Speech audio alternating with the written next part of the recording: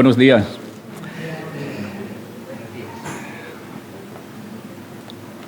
Es la verdad que, de alguna manera, Ramón ha introducido el mensaje. Yo quería hablar precisamente quería introducir el pensamiento en esta mañana, precisamente mostrando la relevancia de la palabra. La palabra que hay que meditarla, no solo leerla, nos puede traer consuelo, ¿verdad? Nos puede traer sosiego en momentos de dificultad.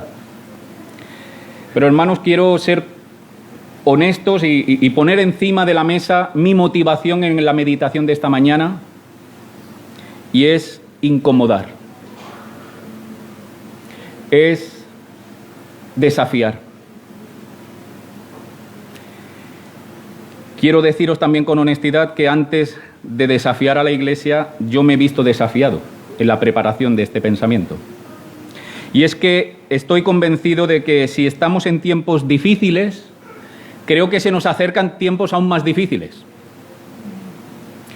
Y creo que parte de lo que debemos de hacer como Iglesia, y especialmente en el tiempo de la exposición bíblica, tiene que ser desafiar a la Iglesia en su conjunto, pero a cada uno de los cristianos, a madurar, a que no nos conformemos con la estatura o la madurez que ya tienes hoy. Que la obra de Dios quiere continuar, quiere hacer florecer a Cristo en ti. Y para este motivo de madurar en el camino de la fe, o con este ánimo, es que quisiera hablar en esta mañana de un tema que es bien conocido en la Iglesia, como es el tema del arrepentimiento. Porque, fijaros, creo que sin arrepentimiento no hay madurez. Sin arrepentimiento no hay cambio.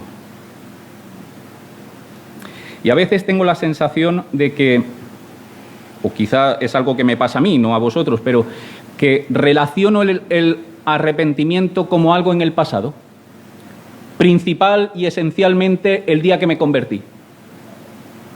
Y es verdad, hermanos, que el Evangelio trae un arrepentimiento de salvación, un arrepentimiento para perdón de pecados.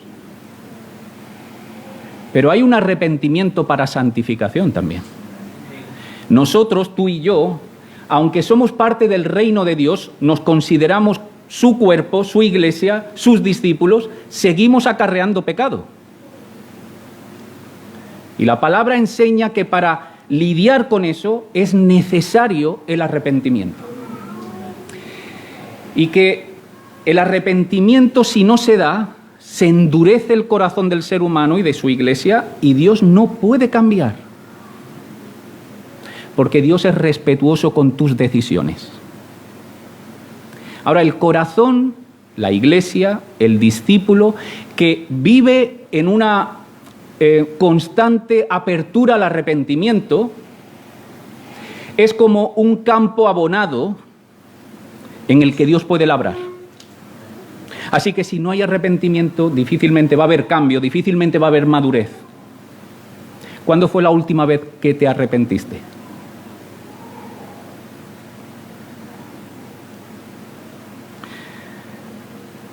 Además, creo que últimamente, no sé si es también vuestra experiencia, pero me veo en la necesidad a veces de definir palabras que contiene la Biblia, porque la definición y el contenido que se le da en este mundo, en el que tú y yo vivimos, trabajamos, nos movemos, le dan una definición a ciertas palabras que usamos en la reflexión cristiana, que le dan otro sentido y otra definición. Me voy a explicar. De hecho, esto ocurre a mi juicio con la palabra arrepentimiento. Esta palabra se usa ahí afuera. Tus compañeros de trabajo, de estudios, te pueden decir: me compré un coche y me arrepentí. Me ha salido, me arrepiento de lo que le dije a tal persona. Uy, me arrepiento de haber hecho esto, de haber decidido esto. Y se utiliza el mismo término. Pero hermanos, lo que este mundo, esta sociedad define, no debería de ser nuestra definición. El diccionario para nosotros tiene que ser la palabra. Y a veces necesitamos usar estos términos que tanto conocemos en un sentido, pero mirarlo a la luz de la palabra como el verdadero diccionario y saber qué es lo que la palabra entiende por arrepentimiento, que en la mayoría de las veces nada tiene que ver con lo que este mundo entiende por arrepentimiento. Este mundo entiende por arrepentimiento un sentimiento de remordimiento, de culpa, un malestar. Sin embargo, creo que la palabra no habla así del arrepentimiento, o no es fundamentalmente la idea de la palabra acerca del arrepentimiento. Creo que el arrepentimiento bíblico, el genuino, el que produce ese cambio y esa madurez, es ese arrepentimiento que lleva 3 ideas. Y las 3 comienzan por C, por si sirve para que nos podamos acordar.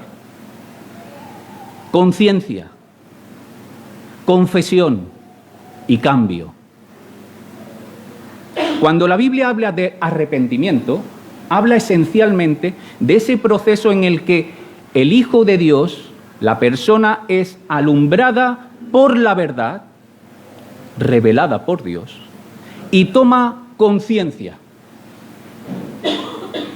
Y de esa conciencia, que está en lo interior, esa conciencia que ha sido alumbrada por la verdad, pero es una realidad interna, íntima, se expresa en una confesión, en un reconocimiento. Y finalmente, como resultado, da un cambio. Y si íbamos en una dirección, de hecho la palabra en griego para arrepentimiento es esencialmente, hay alguna otra, pero esencialmente es metanoia, que significa cambio. Un cambio, tú vas en una dirección y cambias. Fijaros, por ejemplo, en el hijo menor de la parábola del hijo pródigo. Es una parábola esencialmente hablando de la gracia del Padre. Pero se nos habla también del arrepentimiento. ¿Os acordáis, verdad? Seguro que la mayoría, si no todos, conocéis la parábola. Ese hijo menor que pide su parte de la herencia y a partir de ahí se va con el dinero y no solamente se aleja de la casa del padre, sino que va descendiendo, hasta que llega a un punto, si podéis, quedaros con esta imagen, donde el hijo de un gran hombre, rico y poderoso, está sirviendo a cerdos. Es una imagen extraordinaria de lo que implica alejarse de la casa del Padre. No es que solamente sea siervo de un animal impuro, de una bestia, sino que quiere ser casi como un cerdo. Ojalá yo pudiera ser como ellos y comer lo que ellos están comiendo. La descendencia de ese, el caer de ese hijo menor es total. Y en ese punto más oscuro, dice la palabra en Lucas, que volviendo en sí, conciencia. De alguna manera le sopló el Espíritu su realidad, la verdad. Y dice que volviendo en sí dijo, ¿pero qué hago yo aquí? Pero de esa conciencia pasa una confesión. Padre, he pecado contra el cielo y contra ti. Ya no soy digno de ser llamado hijo tuyo. Acéptame como un jornalero. ¿Y qué hace después? Cambio. Ya no se queda con los cerdos. Cambia su camino y se dirige en la dirección opuesta a la que iba en principio, en dirección a la casa del Padre. Y el resultado es que el Padre está esperando con los brazos abiertos. Este es el genuino arrepentimiento. Me gustaría que lo pudiéramos ver, esta idea, a la luz de 2 personajes en el Antiguo Testamento. 2 personajes que son contemporáneos, que tienen 2 ministerios o servicios iguales, el uno que el otro, pero que reaccionan y viven el arrepentimiento de una manera muy distinta. Y me estoy refiriendo al rey Saúl y al rey David. Y os voy a pedir un poco de paciencia porque os voy a pedir, si tenéis Biblias, no sé cómo lo van a hacer los de la pantalla, pero vamos a estar mirando dos historias, la historia de Saúl y la historia de David, pero la vamos a estar mirando en paralelo. Así que os voy a pedir que tengamos abierto, por un lado, el primer libro de Samuel, capítulo 15. Primer libro de Samuel, capítulo 15, pero sin dejar de poner el separador o el dedo, vamos también al segundo libro de Samuel, capítulo 11. Estos van a ser los dos pasajes fundamentales y vamos a ir comparando la vida de Saúl y la de David. Hermanos, como la palabra enseña con claridad, tanto Saúl como David, los dos fueron elegidos y ungidos por Dios. Los dos fueron reyes. Los dos desobedecieron a Dios. Y en su desobediencia, los dos solo tienen una salida: el arrepentimiento. Ahora, me gustaría que pudiéramos considerar la reacción de Saúl. Vamos a comenzar en 1 Samuel 15. La reacción de Saúl ante el pecado, ante su desobediencia. ¿Cómo reacciona Saúl ante el pecado? Dice el verso... Bueno, quizá antes de entrar en cómo reacciona, estoy dando por supuesto que conocemos la historia. Permitidme coger 2 minutos y situarnos las dos historias, tanto la de Saúl como la de David. ¿Dónde estamos en 1 Samuel 15 con Saúl? Estamos en esa escena que seguro que la mayoría conocéis, que Saúl va a la guerra contra los amalecitas. Dios le da una instrucción muy clara. Mira, los amalecitas es la imagen misma de la maldad, por lo que hay que pasar a espada toda vida en la región de los amalecitas. No hay que permitir ni siquiera sacar botín de ovejas, de vacas, no hay que hacer, hay que pasar por espada, porque es una imagen de la decadencia, de la maldad. Y Saúl llega, vence a los amalecitas, pero coge botín. Incluso salva la vida del rey de los amalecitas. Esta es la situación. Vendrá Samuel, lo va a confrontar con la verdad y va a ir toda un diálogo. Permitidme ahora que cuente brevemente la historia de David, para que estemos situados cuando vayamos. Es la conocida historia de David con Betsabé. Es el gran pecado de David. Ese tiempo en el que los reyes salen a la guerra, pero David no sale, se queda en el palacio, ve una mujer hermosa, dice que indagó, la tomó, se acostó con ella y quedó embarazada. El fruto de su maldad, de su desobediencia, se va a hacer evidente y él va a querer cubrir ese pecado. ¿Y cómo lo hace? Llama al marido, al esposo de Betsabé, Urías, y le dirá: Urías, ¿cómo está la batalla? Pero en verdad él no quiere saber de la batalla. Él lo que quiere es que Urías vaya a su casa, tenga relaciones con su mujer y quede cubierto su pecado. Pero resulta que Urías es un hombre íntegro y dice: ¿cómo voy a ir yo a mi casa estando mis compañeros en ejército? ¿Cómo voy a dormir yo en mi casa estando mis compañeros viviendo y durmiendo bajo tiendas? Así que se queda durmiendo con los siervos de David. David lo intenta una segunda vez, esta vez con vino, y lo embriaga, a ver si con el alcohol sus principios se diluyen, pero resulta que no. Urías se mantiene firme: no voy a ir a la casa, no voy a aprovechar mi privilegio. Es toda una declaración contra David, que estaba aprovechándose su privilegio de ser rey. Y David ve que aquí no hay manera de torcer el brazo a este hombre, así que da un paso más. Escribe una carta para que Urías, cuando llegue, se le ponga en la primera fila con el ánimo de que muera. Así que utiliza a Urías como mensajero, como cartero de su propia sentencia de muerte. Y así sucede. Finalmente Urías muere. Vendrá Natán, profeta, y le confrontará con la verdad. Estamos situados más o menos, la historia de Saúl por un lado, la historia de David por otra. Vamos ahora a cómo afronta el pecado Saúl. Y dice en el capítulo 15 del primer libro de Samuel, en el verso 13. Vamos a leer del 13 al 15. Vino pues Samuel a Saúl, y Saúl le dijo: bendito seas tú de Jehová, yo he cumplido la palabra de Jehová. Samuel entonces dijo: pues qué balido de ovejas y bramido de vacas es este que yo oigo con mis oídos.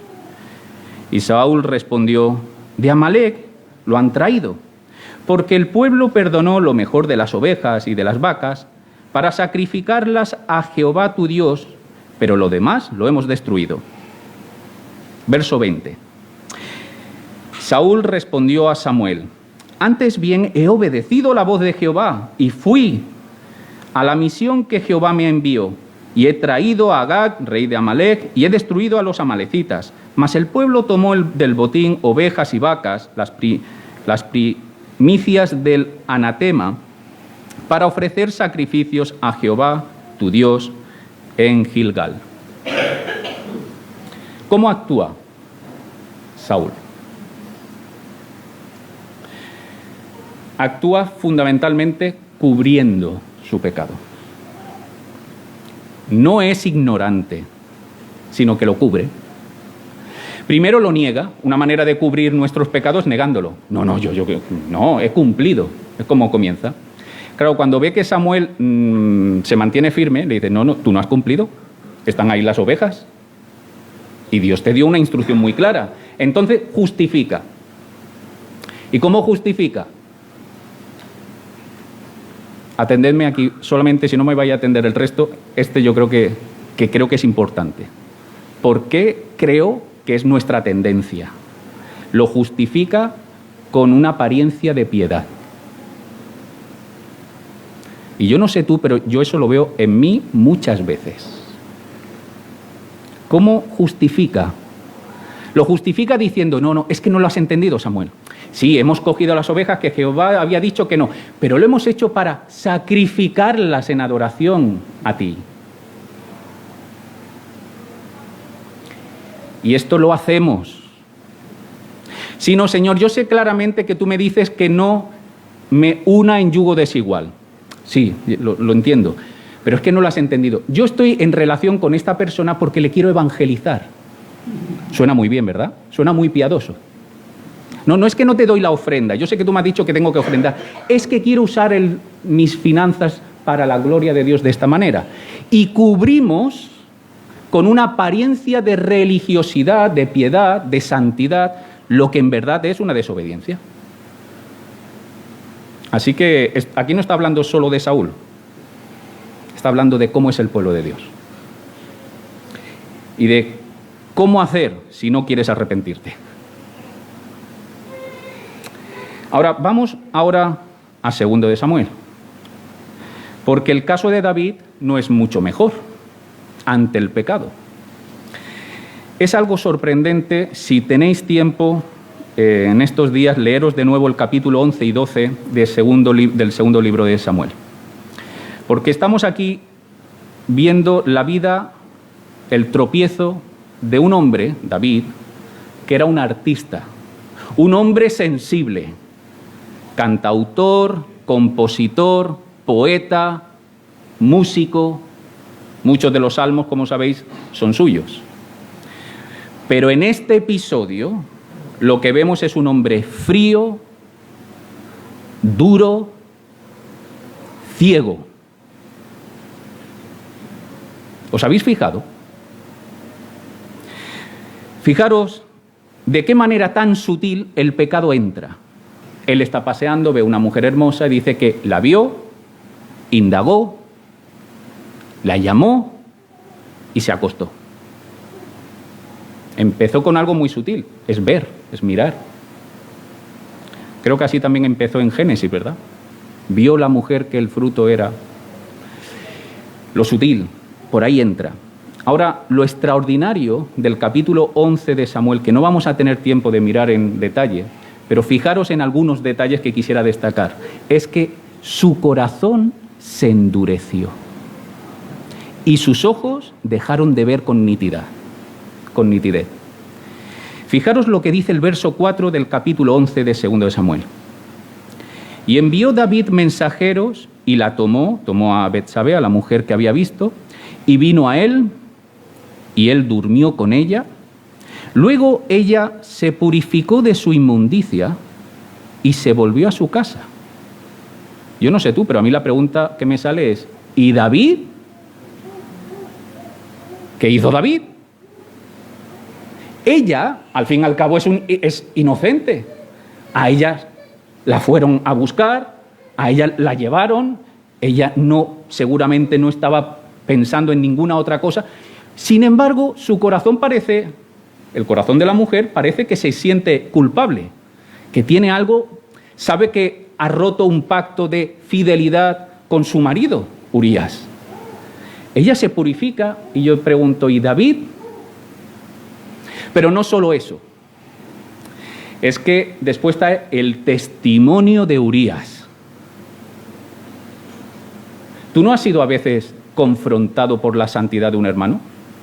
Tú a veces, a lo mejor, os voy a contar un ejemplo real, esto me pasó a mí. Yo estaba acostumbrado a ver las películas bajadas por internet.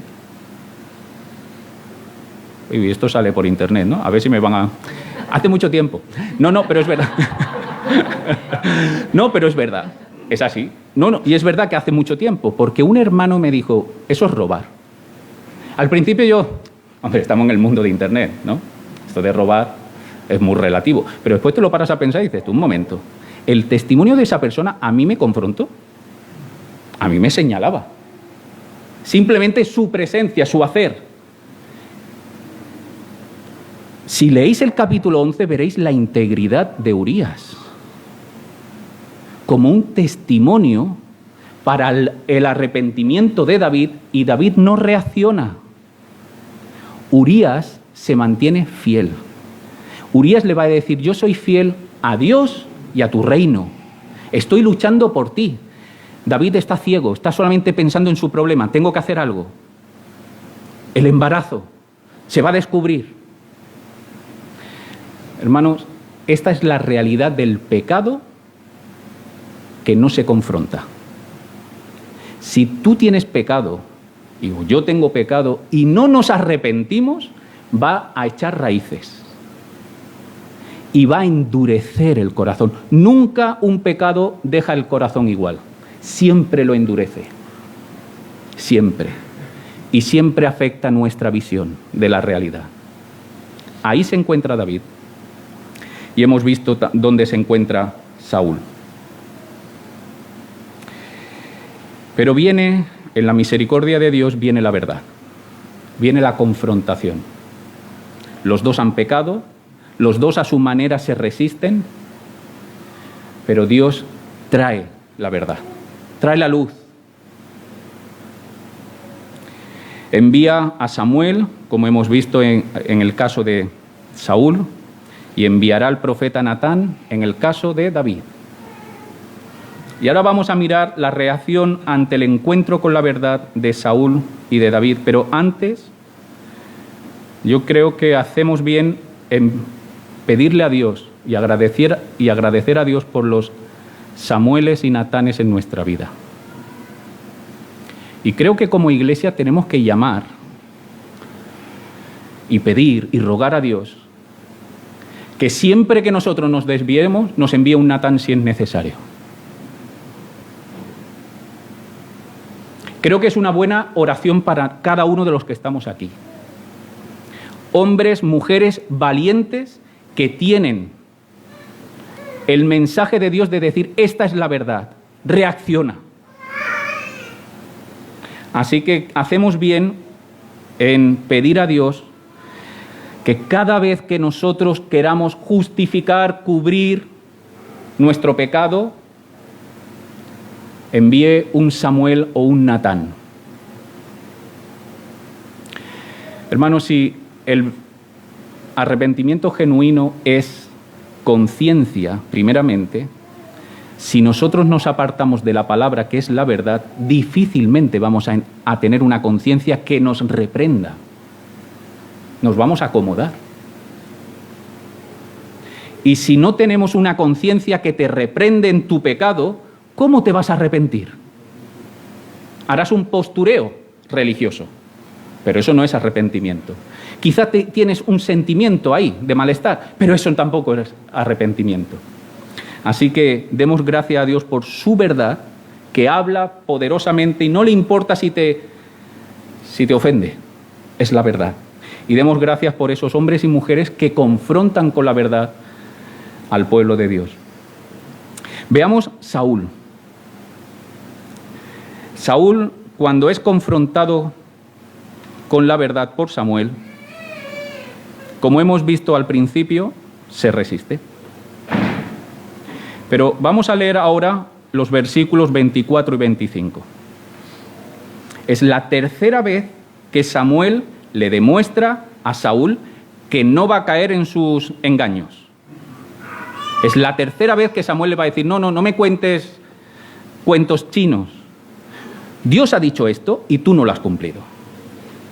Y ante esa firmeza de Samuel, esto es importante, ante esa firmeza de Samuel, tenemos la última reacción de Saúl. Verso 24. Entonces Saúl dijo a Samuel, yo he pecado, pues he quebrantado el mandamiento de Jehová y tus palabras, porque temía al pueblo y consentía la voz de ellos.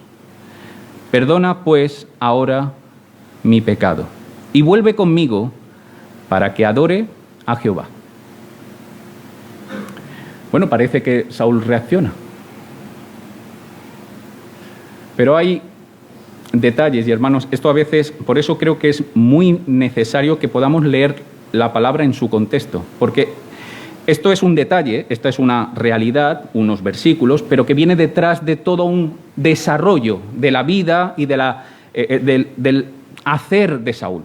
En el capítulo 13 ha vuelto también a desobedecer y no vemos ningún tipo de cambio en su vida. Y después de este capítulo 15 vamos a ver que Saúl no hay un cambio. Y si nos fijamos en estas palabras, en las palabras que dice en el verso 24, dice que yo he pecado, pero si os fijáis, ¿a quién le pide perdón? Dijo Saúl a Samuel, yo he pecado, pues he quebrantado el mandamiento de Jehová y tus palabras, porque temía al pueblo y consentía la voz de ellos. Perdona pues ahora mi pecado. Se lo pide a Samuel. Saúl le pide perdón a Samuel. Y el verso 25 va en esta misma línea. Vuelve conmigo, Samuel. Son detalles pequeños. Fijaros verso 30. Y dijo, está hablando Saúl, yo he pecado, pero te ruego que me honres delante de los ancianos de mi pueblo y delante de Israel, y vuelvas conmigo para que adore a Jehová tu Dios. Pequeño, sutil tema, pero muy importante, que nos describe, nos revela el falso arrepentimiento. Saúl ha intentado por 3 veces justificar, cubrir su pecado, pero ante la intransigencia de la verdad que expone Samuel, se da cuenta que no va a poder torear este toro. Y entonces, ante lo que Samuel le ha dicho, vas a perder el reino, reacciona con un falso arrepentimiento para autoprotegerse. Es un arrepentimiento que se tiene a sí mismo en el centro. Quiere su supervivencia como rey. Vosotros no habéis estado con personas que dicen, vale, que si quieres te perdono, vale, te pido perdón, vale, perdón. ¿Habéis estado con personas así? Bueno, yo es que soy una de ellas, a veces tampoco hay que irse muy lejos. Nuestra reacción es, ¿qué quieres? ¿Que te diga perdón? Te digo perdón. Pero tú le notas que no hay perdón. Lo que quiere es, vale, vamos a pasar la página. Pero a ver si... Esta es la actitud en la que se encuentra Saúl. Es un detalle que a veces puede pasar desapercibido, pero su énfasis es, Samuel, no te vayas de mi lado. ¿Por qué? Hombre, Samuel era una referencia en el pueblo. Era la referencia espiritual de Israel. Y Saúl sabe que si se aparta, la gente va a decir, algo pasa con Saúl, y van a empezar a cuestionar el reinado de Saúl. Así que él pide perdón, no piensa ni tiene la conciencia de a quién ha ofendido, no le pide perdón a Dios, le pide perdón al hombre, Samuel, porque teme que al apartarse Samuel, él va a perder su posición delante del pueblo. ¿Os dais cuenta de este detalle? Porque esto revela el falso arrepentimiento. Dejadme que dé algunas características de lo que podemos ver en un falso arrepentimiento como el de Saúl, para que nos veamos reflejados, para que la palabra te incomode. No se mueve, el falso arrepentimiento no se mueve por la ofensa a Dios. De hecho, casi ni piensa cómo Dios está valorando el tema. Se mueve por supervivencia. No lamenta la maldad del pecado. El falso arrepentimiento no lamenta la maldad, el hedor de lo que he hecho. Lamenta las consecuencias de mi pecado. Claro, esto es muy importante, porque si yo soy un ladrón y robo en un banco y me pilla la policía, en ese momento yo me arrepiento. ¿Pero de qué me estoy arrepintiendo? ¿De el hecho de robar o de que me han pillado? Y como me han pillado, vienen las consecuencias. Y esto es nuestro corazón. Nuestro corazón no tiende, si no es iluminada por la verdad, no tiende a decir, Señor, ¿te ha ofendido esto? ¿Cómo ves tú esto? Ahora lo veo en la maldad de lo que he hecho. Y lo repudio, lo dejo. No, decimos, ay, que me va a venir el cate. Ay, me arrepiento, pero para que no me des el golpe.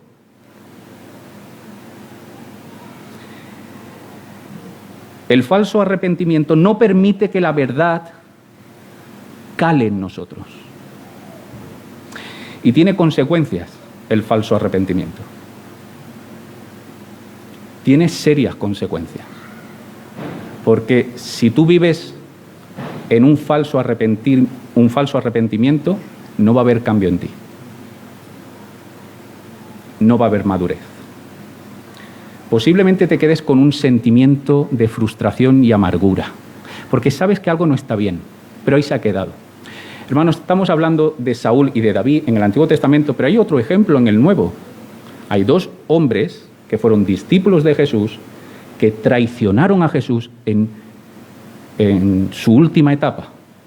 Judas y Pedro.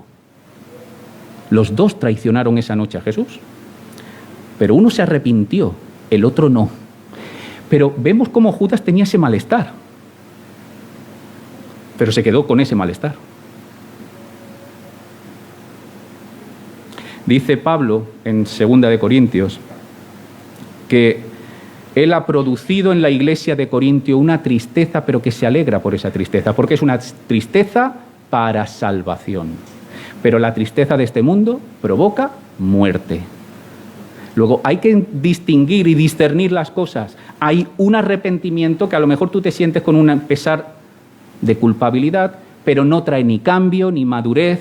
No es una conciencia que es iluminada por la verdad. No hay una confesión y no hay un cambio real. Otra consecuencia es que no solamente no hay cambio, sino no hay conocimiento de Dios. En ningún momento se ve a Saúl acercándose a Dios. Se ve muy interesado en hacer sacrificios, en estar muy cerca de Samuel, pero no hay ningún pasaje después de esta confrontación y de este supuesto arrepentimiento en el que la palabra nos indique que Saúl realmente avanzó en su relación con Dios. Más bien lo contrario. Cae en un pozo de amargura, de tristeza, de rabia, de frustración. Juan el Bautista le decía a los religiosos en tiempo de Jesús: haced obras dignas de arrepentimiento. haced obras dignas de arrepentimiento. Otra consecuencia del que vive en una falsa religiosidad es que se aleja. ¿Y de qué se aleja? Se aleja de la luz. Hermanos, yo no sé, llevamos aquí un año prácticamente, pero yo tengo experiencia de la realidad de la iglesia allá donde estaba en Barcelona. Y era un patrón sistemático. Cuando una persona tenía un pecado y se resistía, al cabo de un tiempo dejaba de venir a la iglesia. Dejaba de leer, dejaba de la comunión. ¿Por qué? La palabra lo expresa. Juan dirá que esta es la condenación del mundo, que la luz vino al mundo, la verdad, la iluminación, para que tú tomes conciencia de si tienes una mancha, de si hueles regulín, pero el mundo amó más las tinieblas que la luz. ¿Por qué? Porque sus obras eran malas. Y en la oscuridad es mucho más fácil pasar desapercibido, pero cuando tú te pones bajo el foco de la verdad, de la luz, escuece. Y normalmente cuando un hermano empieza a resistir su pecado, empieza a sentirle mal estar en la iglesia o escuchar la palabra. Y empieza a ver defecto en todos los sitios. Es que mira mira aquello, mira esta, fíjate cómo se ha cantado hoy, qué pesado ha sido el predicador. Y el problema principalmente es pecado, dureza del corazón. Así que es otra de las consecuencias. Vamos a David. Rápidamente, que sé que me estoy extendiendo y os pido disculpas. David, vemos en el capítulo ya no 11, sino el capítulo 12, vemos cómo Dios envía a Natán.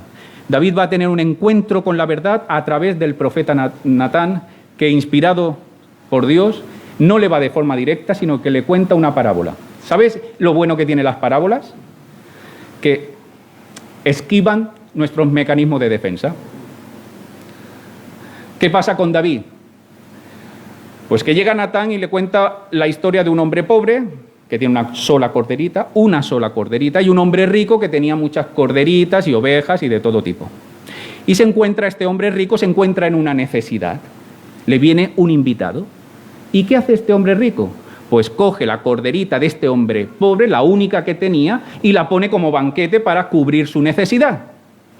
Cuando David escucha esto, es una parábola, le han rodeado sus defensas, sus mecanismos de defensa que todos tenemos. Como es una parábola, cree que está hablando de otra persona y entonces ahí sale la justicia de David. Ese hombre es digno de muerte. Y le dice Natán, ese hombre eres tú. Valiente, Natán. Decirle a un rey, ese hombre eres tú, al quien tú has sentenciado de muerte, yo no sé si sería capaz, creo que no. Por eso digo que es bueno dar gracias a Dios por los Samueles y los Natanes, los que tienen valentía para hacerlo. Ese hombre eres tú, David. Ese hombre eres tú, que me estás escuchando, soy yo. ¿Y cómo reacciona David? Podía cortarle la cabeza a Natán inmediatamente. Dice el capítulo 12, en el verso 13, entonces dijo David a Natán, pequé ¿contra quién? Contra Dios, contra Jehová. No dice pequé contra Urías, aunque había pecado contra Urías. No dice pequé contra ti, Natán, para que la corte que me está escuchando sepan que todavía tengo tu favor, Natán. No, él se derrumba, por fin parece que su corazón endurecido empieza a sentir algo con la luz de la verdad, se derrumba y dice, he pecado contra Dios. En este capítulo 12 no nos da muchas más explicaciones, hay todo un castigo que viene. David asume ese castigo, pero quiero que me acompañéis, ya para ir cerrando, al capítulo 51 del libro de Salmos. Capítulo 51 de los Salmos. Y dice el titulito con letra pequeñita que viene antes del verso 1, supongo que todas las Biblias tienen esta referencia, dice, al músico principal, Salmo de David, cuando después que se llegó a Betsabé, vino a él Natán el profeta. Este es el salmo que David escribió cuando sucedió lo que hemos visto.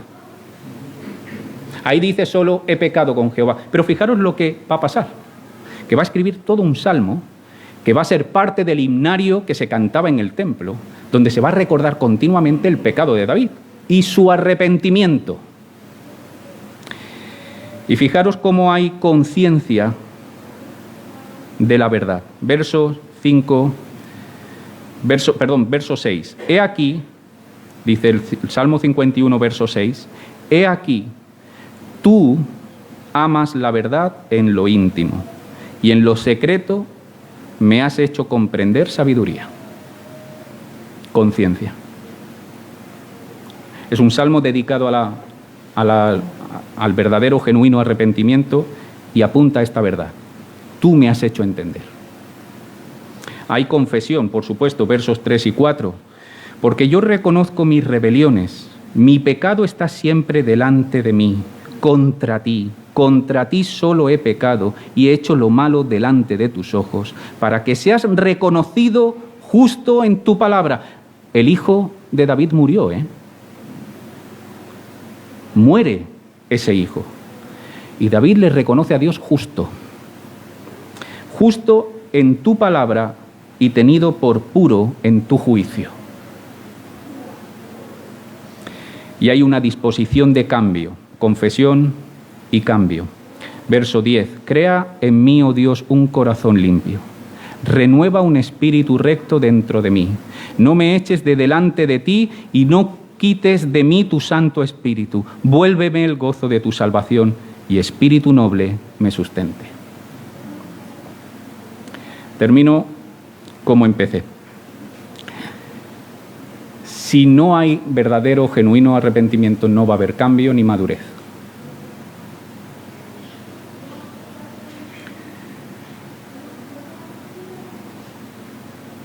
No creas que puedes hacer un trampantojo. Es inútil.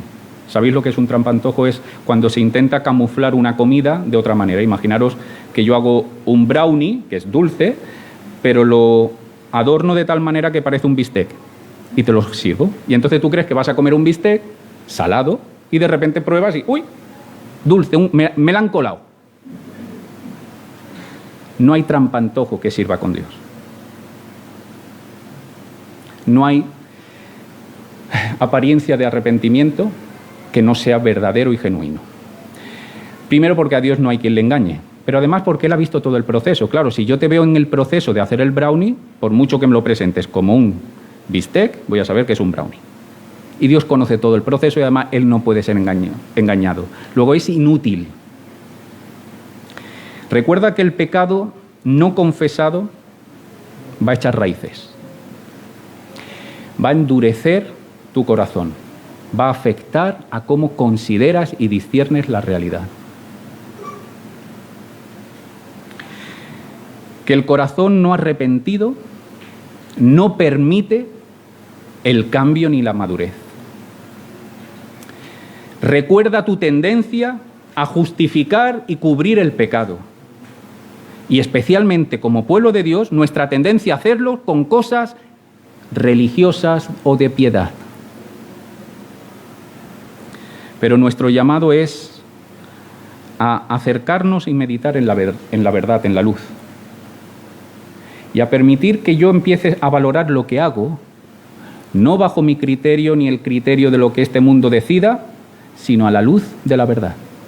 Y empiece yo a entender y a mirar, a considerar lo que hago y lo que dejo de hacer conforme a lo que Dios entiende que está bien y está mal. Y eso solo puede ser meditando la palabra. Y a raíz de esa conciencia, permitir que haya una confesión, un hacer explícito lo que está mal. Eso nos ayuda, nos hace tomar mayor conciencia de dónde estamos y un verdadero cambio. Termino con los versículos del capítulo 51, que se encuentra en el verso 16 y 17. Porque no quieres sacrificio, dice David, que yo lo daría. No quieres holocausto. Este es el Dios al quien adoramos, el Dios que Jesús dijo Este pueblo de labios me honra, pero su corazón está lejos. No quieres holocaustos. Los sacrificios de Dios son el espíritu quebrantado, el corazón contrito y humillado, no despreciarás tú, oh Dios. Amén.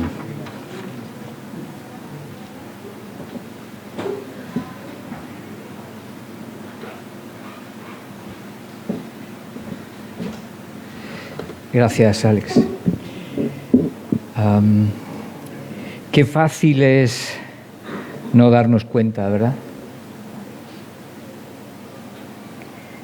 Qué fácil es pensar que es Saúl,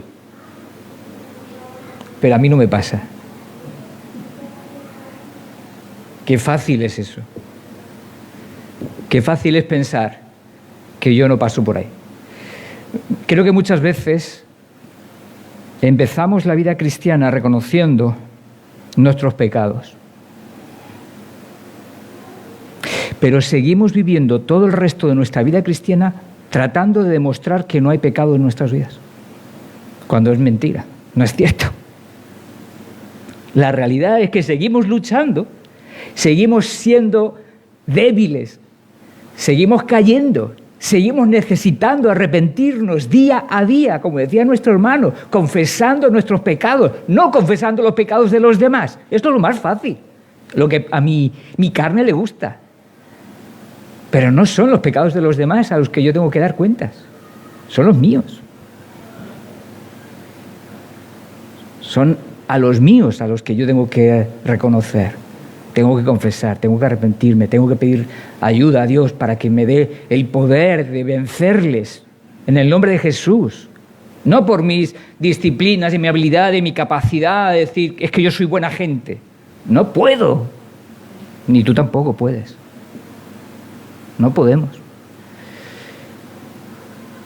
Podemos arrepentirnos y pedirle al Señor, ayúdame, quiero cambiar por tu espíritu, por tu poder. Y la vida cristiana consiste en eso, en ser conscientes de nuestra necesidad. ¿No? Juan 15, ¿qué nos recuerda? 5.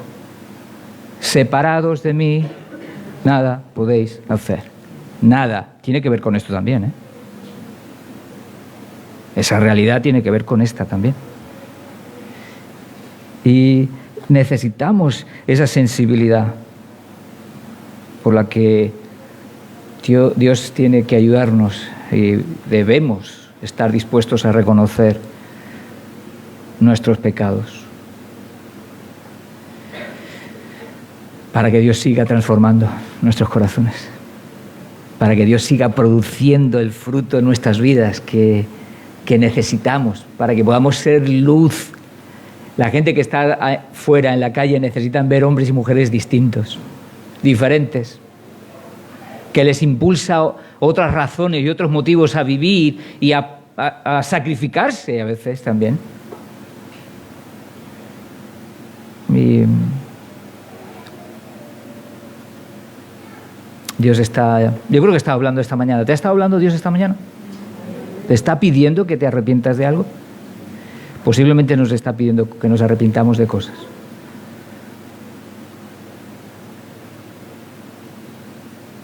¿Estamos dispuestos?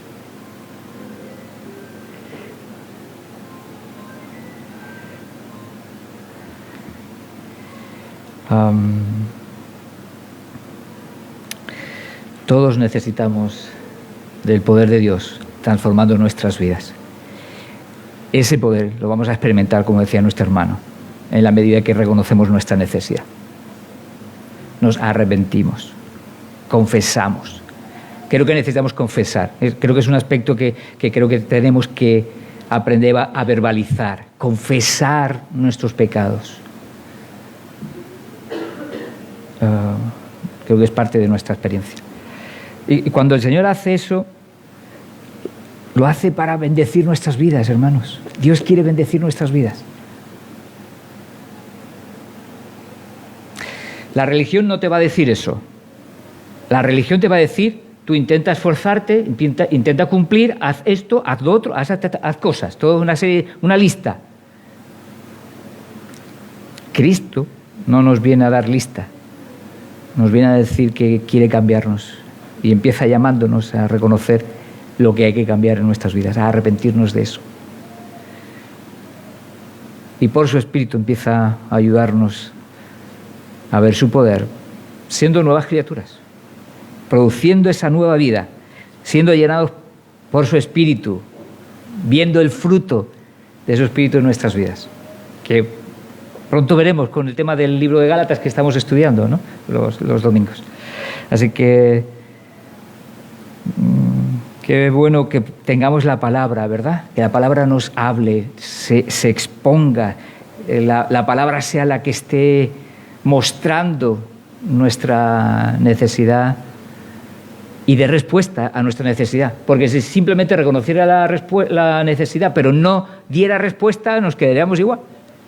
Pero la palabra tiene respuesta a nuestra necesidad. Y eso es un tesoro que tenemos en nuestras manos. Así que qué bueno poder abrir las Escrituras y poder escuchar a Dios hablando a nuestros corazones también. No son meras filosofías, meras ideas. Es poder de Dios para transformación de nuestras vidas. Amén. Vamos a orar y vamos a pedir también la ayuda del Señor. Señor, queremos darte gracias por tu palabra, porque tu palabra no nos trata con paños calentitos. Tratas de hablarnos la verdad, verdad que trae libertad, Señor, que es liberadora, que es transformadora, que es poderosa. Señor, gracias, porque en medio de nuestra debilidad hay respuesta. En medio de nuestra debilidad tenemos dónde acudir, tenemos recursos en ti para poder, Señor, ver esa libertad en nuestras propias vidas. Señor, gracias, porque eres tú el que ha venido a seguir obrando, cumpliendo tus propósitos en nuestros corazones, en nuestras vidas. Y transformándonos, Señor, para ser cada día más parecidos a ti. Nos queda tanto, me queda tanto, Señor. Pero gracias, porque tengo la esperanza de que tú vas a seguir, como cantábamos antes, vas a seguir completando tu obra en nuestras vidas. Tú vas a seguir haciendo tu propósito en mí, en nosotros. Señor, ayúdanos a tener esa disposición, a dejarte obrar día a día en nuestros corazones para que tú sigas transformando nuestras vidas para tu gloria. Líbranos, Señor, de creer que no te necesitamos, o que, mejor dicho, no necesitamos cambiar nada, que todo está bien en nosotros. Líbranos de eso, porque no es cierto. Solo nos engañaríamos a nosotros mismos. Señor, gracias por tu palabra. Bendícela, sigue ayudándonos y sigue trabajando tu palabra, tu verdad, la meditación de tu verdad en nuestros corazones, para que tu palabra siga, Señor, calando en nuestros corazones y siga dando fruto en nuestras vidas a 100 por 1, a 60 por 1, a 30 por 1 y para tu gloria. En el nombre de Jesús. Amén.